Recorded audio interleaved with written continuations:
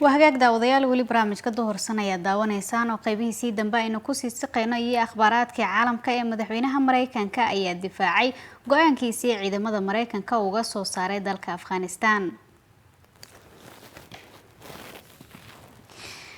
madaxweynaha Mareykanka Joe Biden ayaa difaacay go'aankiisii ahaa in ciidamada Mareykanka laga saaro Afghanistan xilli ay si degdeg ah u soo ifbaxday qabsashada Taliban isagoo wacad ku maray inuu soo afjari doono arrinta Afghanistan isla markaana aysan u gudbi doonin madaxweyne shanaad ciidamada Mareykanku ma aha in ay ka dagaalamaan kuna dhintaan dagaal aysan ciidamada Afghanistan doonayn in ay ka qayb qaataan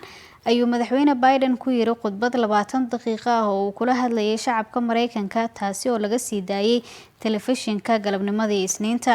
Biden waxa uu uga digay hogaamiyayaasha Taliban inay la kulmi doonaan awood burburisa haddii ay faragelin ka bixitaanka Mareykanka ee Afghanistan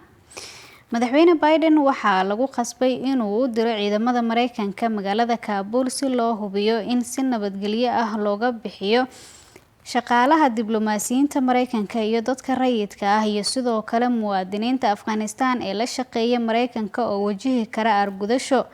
isagoo iska fogeynaya dhaleecaynta adag ee la xiriirta siyaasadiisa Afghanistan ee uga imaanaysa xubnaha labada xisbi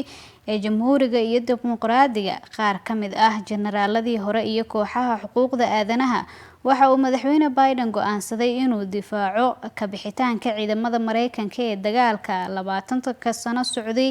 oo ay iska dhaxleen 4 madaxweyne وهاجاك داوديال qodobkaasi ayaa ugu dambeeyay barnaamijkii maanta ee duhursan anigoo Foos Ciid ah ayaa idin la socodsiinaysa Cabdiraxmaan Atorana waa uu farsameynayay tan iyo kulanti dambe nabadgelyo